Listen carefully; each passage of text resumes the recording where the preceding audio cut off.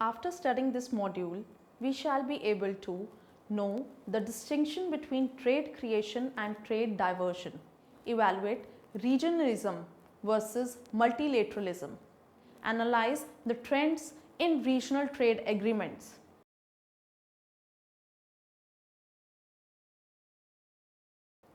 Trade creation and trade diversion. Regional economic integrations are formed to reduce or even eliminate the trade barriers by removing the tariff and even non-tariff barriers among the member nations. The immediate impact regional economic integration can be seen as trade creation and trade diversion. Trade creation is a new trade that comes with the formation of economic integration and is said to be beneficial for the member nations in terms of national welfare.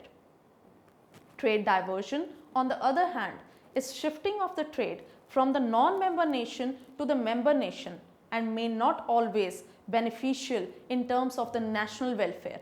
We can analyze trade creation and trade diversion as an impact of the trade liberalization by applying Wiener's model of free trade agreement (FTA).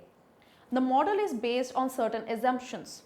First, it is based on the partial equilibrium, that is, studying the effects of the free trade agreement with respect to the certain product or industry and then later extending the same into the entire trade sectors. Second, there are only three countries, X, Y and Z. X is a small country in economic sense and takes prices as given and exports and imports to Y and Z at a price prevailing in their respective markets. Third, X, treated as a domestic country, is considered to have homogeneous demand and supply curve. Country X, before entering into free trade agreement, has a MFN specific tariff, that is, same tariff is applied on both Y and Z. Fourth, Z is said to be more efficient producing goods at the cheaper price than the Y. Fifth, X and Y form a free trade agreement.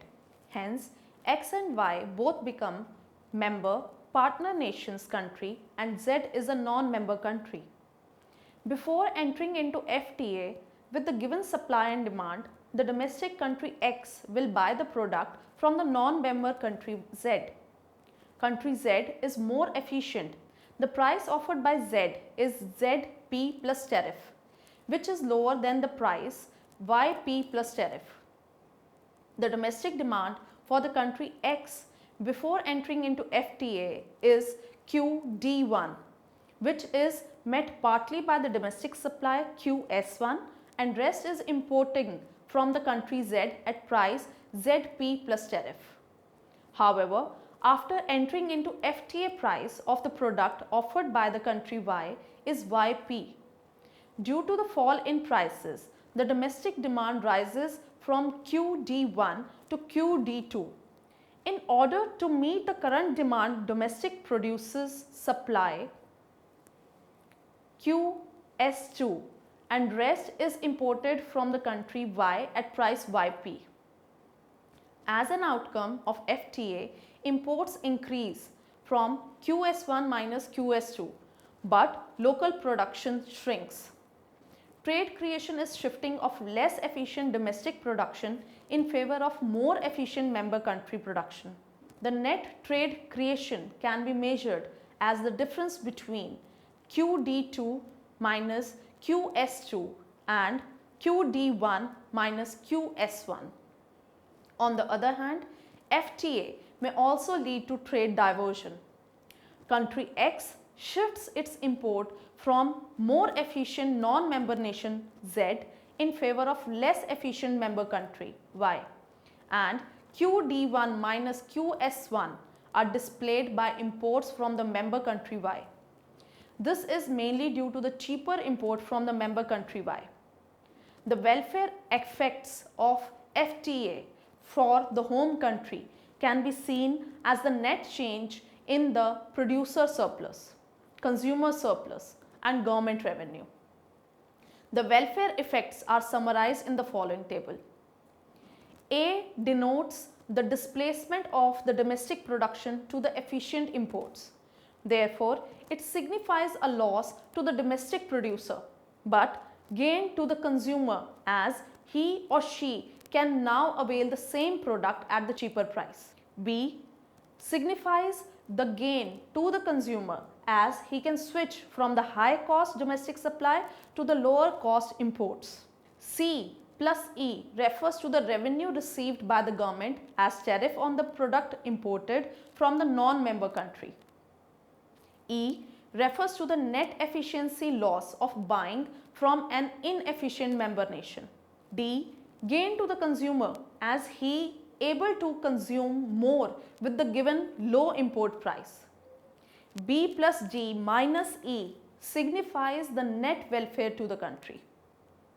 The net welfare B plus D minus E effects can be more positive if domestic tariff rate were high before entering into FTA. Less is the difference between YP and ZP. Domestic demand and supply is more sensitive to fall in price. Larger is the increase in the import after formation of FTA and more countries are participating in FTA. Therefore, the net welfare of an economy can be measured by whether such regional economic integration has an impact on the trade creation and trade diversion.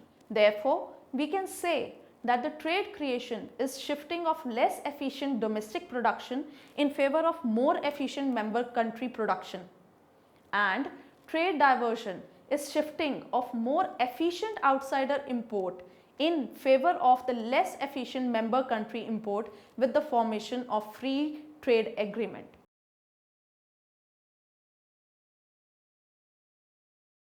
Regionalism and multilateralism.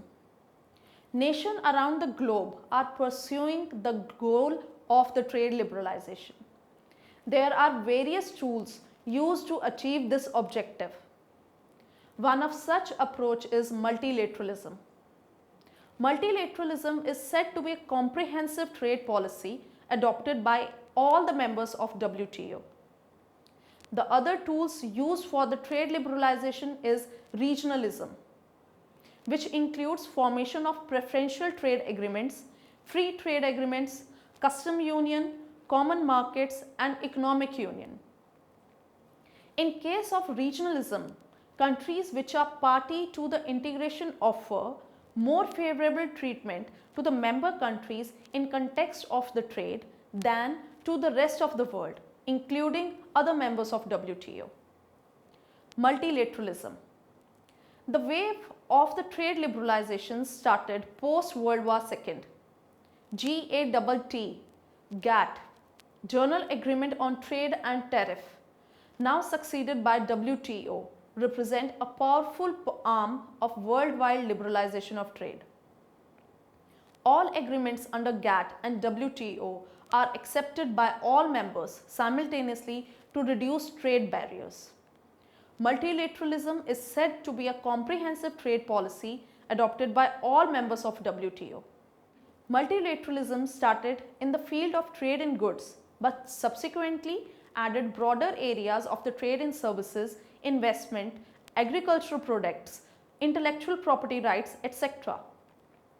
It aims to work towards totality, independence and integrated approach.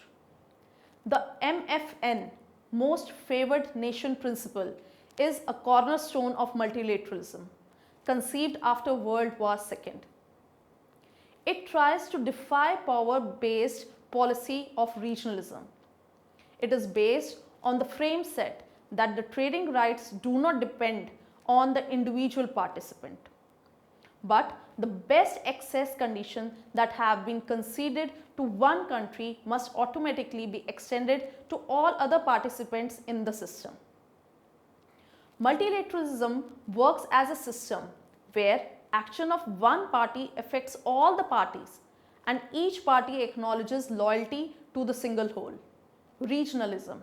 Regionalism refers to economic integration between two or more countries to eliminate trade and non-trade barriers for cross-border movement of goods and services among the signatories. The signatories or member countries try to reduce or even eliminate tariff barriers among each other. However, each country is allowed to have its own trade policy for non-member country. Parties to the regional trade agreement offer each other more favorable treatment in context of trade than to rest of the world. This is contrary to MFN principle, implying regionalism do not support the non-discriminatory approach. Both the approaches represent movements towards the free trade and have overlapping agendas, but both have their own pros and cons. The number of regional trade agreements notified and in force to WTO are rising across the globe and are even supporting trade liberalization. They are easy to form and negotiate, but regional trade agreements are liberalizing trade among member nations only and are raising protection trade barriers against the non-member countries. Multilateralism provides for a broader platform for trade liberalization where all members of WTO worldwide stimulate the movement of the trade.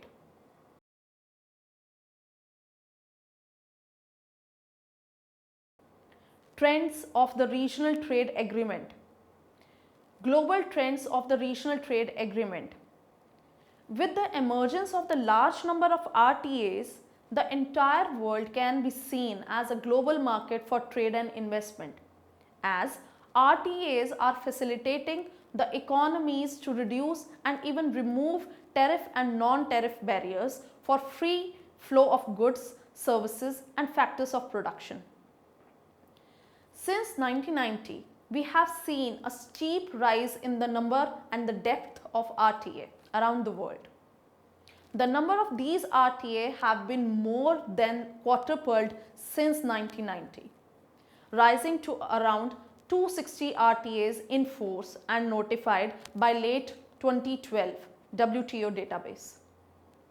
Regional trade agreements are among economies to generally reduce and ultimately remove tariff and non-tariff barrier for the free flow of the goods and services and even factors of production between each other.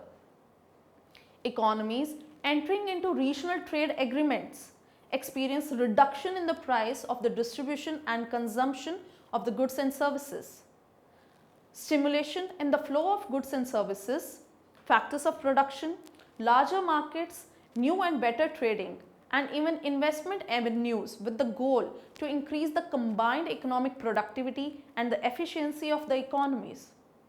The dynamics of the RTA can be studied to analyze the significance of RTAs in the global trade and its implications. Moreover, the countries, whether developed or developing, are entering into some form of regional integration to strengthen both on the political as well as the economic front. Distribution of the regional economic integrations notified to WTO and in force by type of agreements.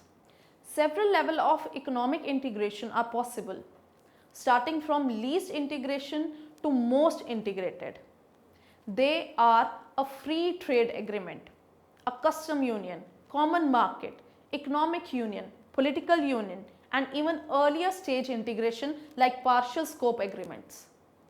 However, different degree of unification of the economic policies in terms of integration can be seen on the world map. Moreover, as the international trade and investment levels continue to rise, the world economies are experiencing a shift from shallow integration to the deeper integration among economies. And economic integration takes place in the stages beginning with the lowering and removal or even reduction of the barriers to the trade, even investment, and culminating in the creation of economic union. However, the member nations can notify to WTO by entering into following types of RTA. A free trade agreement under the provision of GATT for trade in goods. A custom union under the provisions of GATT for trade in goods. An economic integration agreement under the provision of GATS for trade in services. A partial scope agreement, which covers only certain product. Distribution of the regional economic integration based upon type of the notification to WTO. A WTO member country entering into the regional trade agreement enjoys more favorable conditions for trade than the WTO members are, however, permitted to enter into regional trade agreements under specified conditions, which are spelled out in the three set of rules. First, RTA formed under Article 24 of GATT. Article 24 of the GATT, an important provision of GATT or WTO, provide the formation and the operation of the custom union and free trade areas covering trade in goods and interim agreements among the member nations. Maximum number of RTAs formed is covered under this provision. This provision supports trade in goods. Second, RTAs formed under enabling cause, decision on differential and most favorable treatment, reciprocity and fuller participation of developing countries. The provision of enabling clause refers to the preferential trade agreements in trade in goods among developing countries. This provision tried to protect the developing countries and support MFN principle. Third, RTA forms under Article 5 of the GATT. The provision governs RTAs in the areas of trade in services for both developed and developing country. There is rise in the number of RTAs formed under this provision. The provision supports trade in services. The table given below depicts the rise in RTAs formed both in goods and services. The rise in RTAs for trade in service shows an increase in the landscape of RTAs.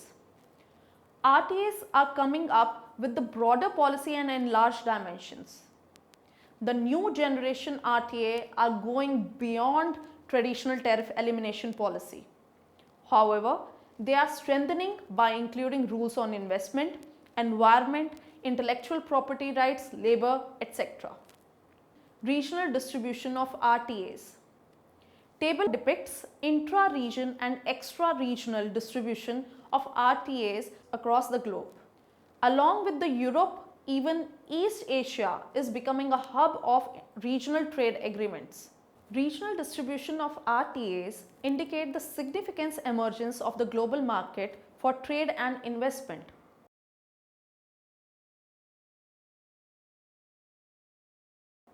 Let us summarize. Regional trade agreements can lead to the trade creation and trade diversion. Trade creation is shifting of less efficient domestic production in favor of more efficient member country production.